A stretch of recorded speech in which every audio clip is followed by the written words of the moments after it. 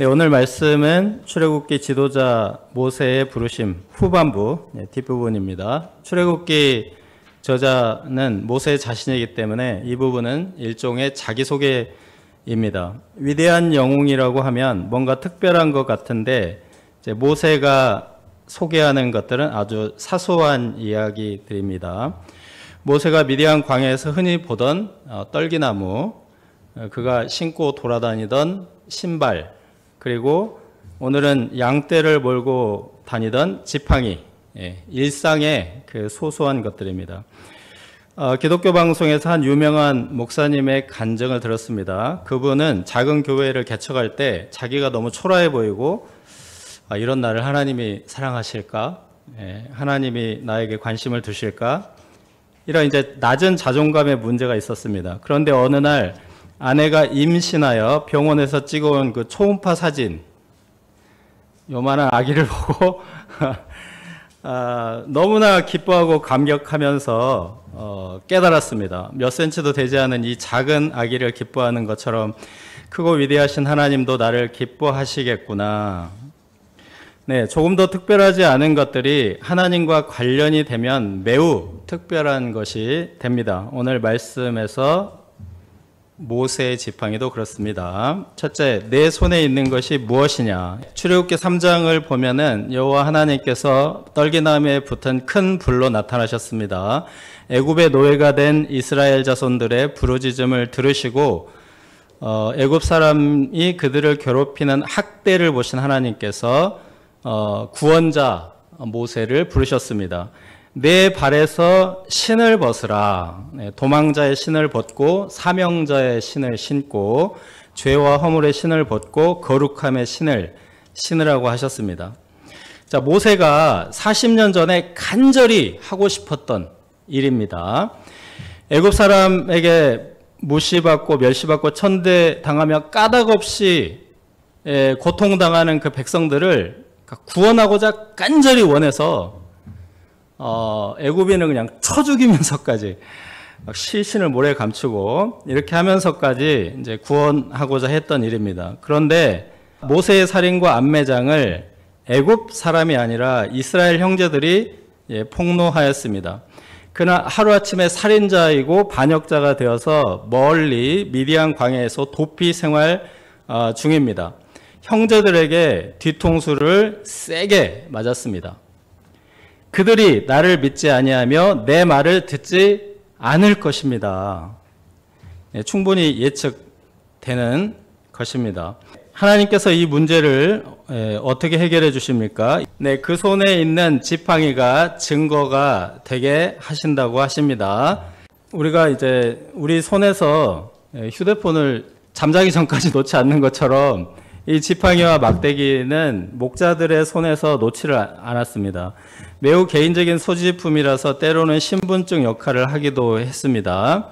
하나님께서는 이것을 하나님이 모세에게 나타난 증거로 삼고자 하십니다. 그것을 땅에 던지라. 지팡이를 던지니까 맹독성 뱀으로 변합니다. 모세가 깜짝 놀라서 피했다고 했습니다. 그런데 손을 내밀어서 꼬리를 잡으라고 하십니다. 뱀을 잡을 때는 모가지를 정확히 꽉 잡아야 안전합니다. 그러나 하나님의 말씀대로 모세가 손을 내밀어서 꼬리를 잡으니 모세의 손에서 다시 지팡이가 됩니다. 이것은 사람들의 눈을 속이는 마술, 손기술이 아닙니다. 하나님의 말씀에 따라 무생물인 막대기가 생물인 뱀이 되고 다시 하나님의 말씀에 따라 생물인 뱀이 무생물인 지팡이, 막대기로 변화하는 기적입니다. 창조주 하나님께서 말씀으로 무에서 유를 창조하셨기 때문에 하나님의 말씀이 지팡이를 뱀으로, 뱀을 지팡이로 바꾸는 것이 가능합니다. 이 표적은 모세에게 또 다른 용기를 줍니다. 모세가 대적할 애굽 왕 바로의 상징이 이제 뱀인데 모세의 손으로 나무 막대기 같이 다룰 수 있다라는 뜻이기도 합니다. 파라오의 그 여러 가지 이제 두상들인데 전부 머리에 코브라, 뱀이 맹독성 뱀이 이제 상징입니다. 실제로 모세가 10가지 재앙으로 바로를 쥐락펴락하며 대적하게 됩니다. 여호와께서 모세에게 나타나셨음을 믿을 수 있습니다. 여호와께서 모세에게 나타나셨음을 믿게 하는 이제 이 두 번째 표징은 나병의 표징입니다. 하나님의 말씀에 따라 손을 품에 넣었다가 내어보니 손에 나병이 생겨 이제 눈같이 되었습니다. 눈같이 된 나병은 암으로 따지면 회복 불가능한 말기암과 같습니다. 그런데 하나님의 말씀에 따라 다시 품에 손을 넣었다가 내어보니 그 손이 본래의 살로 돌아옵니다. 이게 이제 자연스러운 발병이라면 그 진행도 시간이 걸리고 초기에서 말기까지 또 치료와 회복도 시간이 많이 걸립니다. 그런데 넣었다가 빼는 2, 3초 사이에 나병이 말기가 되고 또 넣었다가 뺀 그 2, 3초 사이에 멀쩡하게 이것은 하나님의 말씀대로 순종했기 때문에 일어난 표적입니다. 첫 번째 표적을 보고도 믿지 않던 자들도 이 표적을 보고는 믿을 것이므로 걱정하지 말고 가라 하십니다. 이 두 가지 표적으로 충분하지만 이제 9절을 보시면 나일강 물을 떠다가 땅에 부으면 피가 되는 세 번째 표적도 주십니다. 플랜 A, 플랜 B, 플랜 C 계속해서 이제 하나님이 나타나셨다라는 표적을 주십니다. 이런 많은 표적을 통해서 모세의 고민을 덜어주신 것입니다. 모세의 고민은 더 있습니다. 말을 잘 하지 못한다는 것입니다. 입이 뻣뻣하고 혀가 둔한 자란 말을 더듬는 사람 혹은 하고 싶은 말이 있는데 표현을 잘 못하는 사람입니다. 모세는 원래 말을 굉장히 잘하는 사람이었습니다. 모세가 40세 왕자였을 때 애굽의 모든 지혜를 배워서 웅변을 잘하는 왕자다. 현대어 번역에는 그렇게 되어 있고 powerful in speech. 말을 엄청 잘하는 사람이다. NIV에 이렇게 되어 있습니다. 그런데 지금은 40년이 지났습니다. 40년 동안 말이 안 통하는 양떼를 몰고 다니느라 말을 별로 안 했고 또 모세가 교육받을 때 애굽어로 교육을 받았는데 여기는 지금 미디안어를 쓰잖아요. 40년 동안. 애굽어 쓸 일이 없으니까 또 다 잊어버렸습니다. 게다가 이제 모세가 그 배운 것을 막 생각해낸다고 해도 이스라엘 백성들은 히브리어를 쓰는 사람들입니다. 모세의 언어는 뭐죠? 애굽어. 다른 외국어이기 때문에 모세가 이렇게 나 말 잘 못해요 라고 하는 것도 틀린 말은 아닙니다. 이 하나님의 사역이라는 게 성경 공부, 설교, 상담 주로 말을 하는 일이기 때문에 말 못하는 것은 굉장히 큰 고민입니다. 하나님은 두 가지로 응답을 해주십니다. 첫 번째 응답은 하나님께서 직접 말을 가르쳐 주신다는 것입니다. 하나님은 사람의 입을 지으신 분이십니다. 입을 지으신 하나님은 말도 지으셨습니다. 하나님께서 친히 할 말을 가르쳐 주신다고 약속하셨습니다. 애굽의 교육도 고급 교육인데 하나님께서 직접 가르치시니 일타 강사에게 개인 교습을 받는 셈입니다. 입이 뻣뻣하고 혀가 둔하였던 이 모세는 하나님께 가르침을 아주 잘 받았습니다. 그래서 모세오경 하나님의 말씀의 저자가 되었습니다. 예수님의 제자들도 갈릴리 어부들로서 못 배운 사람들, 말을 잘 못하는 사람들이었습니다. 그런데 말씀이신 예수님께 배움으로써 바리새인이나 서기관이 엘리트들도 감당하지 못하는 말씀의 종들이 되었습니다. 두 번째 응답은 말 잘하는 동역자를 붙여주십니다. 14절에서 16절을 보시면 모세의 형인 아론이 그 사람입니다. 그가 말 잘하는 것을 내가 아노라. 그러니까 하나님이 말 잘한다고 인정할 만큼 아론이 굉장히 말을 잘했던 것 같습니다. 청산유수처럼 전달력이 정말 좋았던 것 같습니다. 그래서 이제 모세는 하나님의 말씀을 잘 듣고 깨달아서 아론에게 말을 해주면 그럼 아론이 어떻게 하는 거죠? 그걸 이제 성경 공부 교재를 만들어 가지고 성경 공부도 시켜주고, 예. 설교문 작성해 가지고 설교도 해주고, 예. 다 해주는 거예요. 와, 이러면 목자 생활 할만 하지 않아요? 네. 다 해줍니다. 그래서 모세의 그 짐이 굉장히 가벼워지는 겁니다.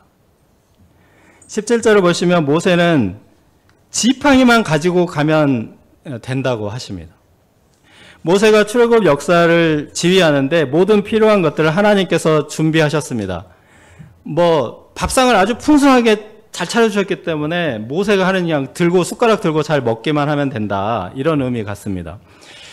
하나님이 사람을 부르실 때 필요한 것을 예비하시는 분이십니다. 모세가 이스라엘 자손 구원을 계획한 것도 아니고 권력이 막강한 바로의 권력을 무너뜨릴 전략을 세운 것도 아닙니다. 하나님께서 모든 것을 준비하셨습니다. 모세에게 필요한 것들은 하나님이 다 준비해 주셔서 모세 주변에 다 있습니다. 지팡이도 손에 있고, 말 잘하는 아론도 형님이고, 모든 것이 주변에 예비되어 있습니다. 우리 옛 속담에 이런 말이 있습니다. 사람이 저 먹을 것은 다 가지고 태어난다. 산 입에 거미줄 치지 않는다.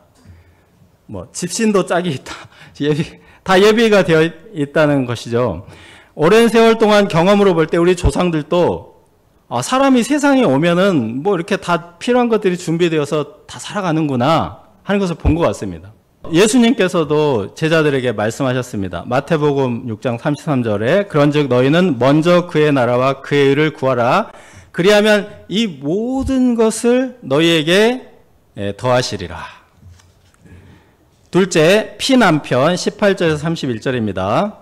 자, 이제 3장 4장을 쭉 읽어보면 모세는 하나님의 부르심을 따라가고 싶어 하지 않는다는 것을 보여줍니다. 그런데 하나님께서 너무 많은 것들을 다 이제 준비를 하셔서 안 가겠다, 못 가겠다 이렇게 할 수 없어서 그냥 순종해서 따라가는 것처럼 보이죠. 그죠? 3장 4장 쭉 읽어보면 18, 19절을 보시면 장인 이드로도 모세를 붙잡지 않습니다.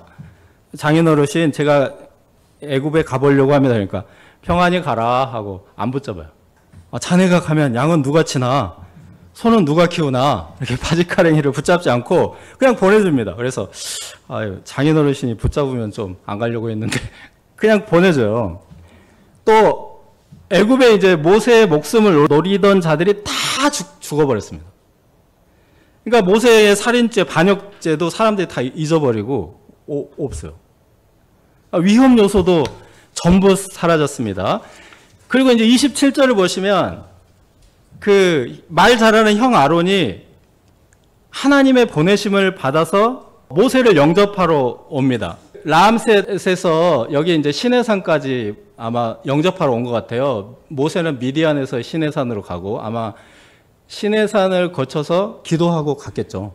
엄청나게 먼 거리를 영접하러 왔어요. 그리고 모세의 발에 입을 맞춰서 자기가 형이라고, 야, 내가 형이고 너 동생 이렇게 안 하고 모세를 하나님의 종으로 딱 이렇게 지위를 존중합니다. 네, 정말 좋은 동역자를 얻은 겁니다. 네, 모세와 아론이 이제 백성의 장로들을 모으고 모세가 백성들과 첫 대면을 하는 시간입니다. 그런데 이때 누가 말하죠? 아론이 말합니다. 아론이 말하고 또 모세가 지팡이 던지면 이렇게 뱀이 돼. 이거 가르쳐 줬나 봐요. 그래서 아론이 지팡이 던져서 이제 뱀이 되는 그 이적을 행하니까 백성들이 다 이렇게 영접하고 머리 숙여서 경배합니다. 모세가 그렇게 두려워하던 그 백성들의 거절과 반발을 전혀 당하지 않습니다. 일이 너무 순적하고 장애가 없습니다. 하나님께서 모든 것을 준비하시고 모세가 그냥 앞장만 서도록, 지팡이 들고 앞장만 서도록 부르신 겁니다. 양떼들을 돌보고 인도하는 목자 역할만 해라, 이렇게 부르신 겁니다. 20절을 보시면 모세는 하나님의 부르심 이제 알아듣고 애굽으로 가는 길에 하나님의 지팡이를 손에 잡았다, 네, 이렇게 묘사하고 있습니다. 그런데 부르심의 마지막 순간에 갑작스러운 사건이 하나 이제 발생합니다. 모세가 그의 아내와 아들들을 나귀에 태우고 가는 모습을 약간 어색하게 이제 묘사를 하고 있습니다. 모세가 부르심을 제대로 받고 가면은 지팡이가 중심에 와야 되겠죠. 원래 성화 그렇게 그리거든요. 근데 지팡이가 저기 밖에 있고 누가 중심입니까? 네, 가족들이 중심에 있어요. 21절에서 23절을 보시면 하나님의 장자인 이스라엘 자손을 하나님이 구하고자 하시는데 바로가 거절하기 때문에 바로의 아들, 바로의 장자를 죽일 것이다. 이렇게 굉장히 무서운 말을 하십니다. 그러니까 이제 죽이고 살리고 하는 치열한 그 전쟁터로 향하고 있는 모세의 행색에 너무 어울리지 않는다. 네, 모세가 이제 이렇게 길을 가다가 숙소에 있을 때 여호와께서 모세를 죽이려 하셨습니다. 십보라가 재빨리 상황을 판단하고 아들의 포피를 베어서 모세의 발에 갖다 댐으로 모세를 살립니다. 십보라는 약간의 원망 그리고 그 안도의 한숨을 쉬면서 이렇게 고백합니다. 당신은 참으로 내게 피남편이로다. 이것이 피남편 사건입니다. 남편을 잃을 뻔했는데, 말하자면 과부가 될 뻔했는데 할례의 피를 흘려서 살린 남편이라는 뜻입니다. 잃었다가 얻은 남편이고 죽었다가 살아 돌아온 귀한 남편이라는 뜻입니다. 모세는 태어나자마자 죽을 운명이었는데 모세의 어머니, 모세의 누이, 바로의 딸 등 여인들을 통해서 죽다가 살아났습니다. 나일강 죽음의 강물에서 건짐을 받아서 애굽의 왕자가 되었습니다. 출애굽의 지도자 모세가 여인들의 손으로 구원을 받습니다. 십보라는 이 모세를 죽음의 위기에서 살린 마지막 여인입니다. 모세는 이 사건을 통해서 하나님의 공의와 자비를 동시에 경험합니다. 하나님의 공의, 하나님의 자비, 이것은 우리가 모두 바라는 바입니다. 여러분, 진정한 공의와 자비를 바라시죠? 하나님의 공의는 사람 봐가면서 심판하지 않습니다. 하나님이 보시기에 모세도 죄인입니다. 언약의 자손들은 할례를 행하라고 하나님께서 하셨는데 아들들에게 할례를 행하지 않아서 언약을 위반하였습니다. 창세기 17장에 보면은 언약의 할례에 대해서 자세히 나옵니다. 또한 애굽 사람을 쳐 죽이고 모래 속에 시신을 묻어버린 죄도 있습니다. 바로의 살인은 나쁜 살인이고 모세의 살인은 착한 살인이고 그런 것 아닙니다. 하나님의 저울에 올려놓으면 똑같은 죄입니다. 그래서 하나님께서 모세를 죽이려고 하셨습니다. 그러나 하나님은 또한 큰 자비의 하나님이십니다. 하나님 앞에 진심으로 회개하면 대속의 피로써 모든 죄를 깨끗이 씻어주시고 용서하십니다. 십보라가 할례의 피를 모세의 발, 모세의 죄와 허물이 덕지 묻은 그 발에 갖다 대었을 때 하나님께서 용서하시고 놓아주셨습니다. 이 피남편 사건은 출애굽의 가장 중요한 사건, 어린 양의 피를 문설주와 임방에 바르고 죽음의 신이 넘어가는 그 유월절 사건의 상징입니다. 십보라가 이제 할례의 피를 모세의 발에 갖다 댔다 이 동사 있잖아요. 이 동사하고 유월절 어린 양의 피를 문설주와 임방에 뿌렸다는 이 동사가 그 히브리어로는 같은 단어입니다. 나가라는 똑같은 단어를 썼습니다. 궁극적으로 하나님의 어린 양 예수님의 십자가 사건의 모형이기도 합니다. 예수님께서 십자가에 흘리신 피를 믿는 자들에게 하나님의 큰 자비로 용서하시고 구원하십니다. 모세는 피남편 사건에서도 십보라의 도움으로 목숨을 건집니다. 모세가 영적 지도자로 준비되는 과정을 보면은 모세는 아주 평범하거나 평범해서 다소 떨어지는 것으로 보입니다. 모세는 도대체 할 줄 아는 것이 무엇인가? 라는 생각이 들지 않습니까? 비유하자면 나사가 빠진 사람 같고 손이 많이 가는 사람 같습니다. 우유부단하고 포인트도 없는 사람 같습니다. 어쩌면 모세의 일생은 우리 각 사람의 모습을 다 담고 있는 것 같습니다. 우리가 세상에 올 때 이 세상은 얼마나 위태롭습니까? 마치 강물에 던져지는 것처럼 우리의 탄생은 굉장히 위험한 세상에 던져진 것 같습니다. 이 위험한 세상을 살아갈 것을 생각하면 막막하게만 합니다. 이 세상이 정말 위험한 곳이지만 그런데 사실은 세상에 가장 위험한 것은 나 자신입니다.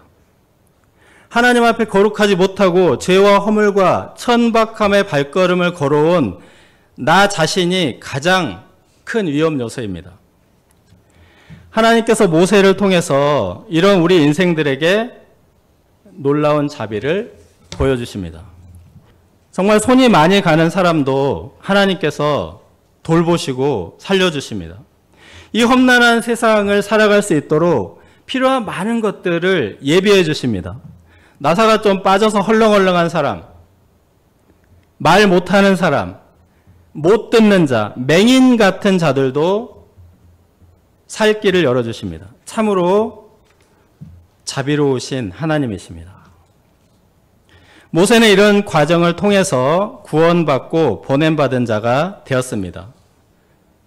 모세의 지팡이란 이처럼 지극히 개인적이고 인격적인 경험과 삶이 담긴 지팡이입니다. 하나님께서 이것을 사용하셨기 때문에 모세의 지팡이는 하나님의 지팡이가 되었습니다. 우리는 어떤 삶을 살아왔습니까? 그것이 우리의 지팡이입니다. 우리 인생을 부끄럽게 만들었던 죄와 허물뿐만 아니라 구원하신 하나님의 자비까지, 이것이 나의 지팡이입니다. 우리가 하나님의 돌보심과 자비의 지팡이를 가지고 영혼을 구원하고 인도하는 자들이 되기를 기도합니다.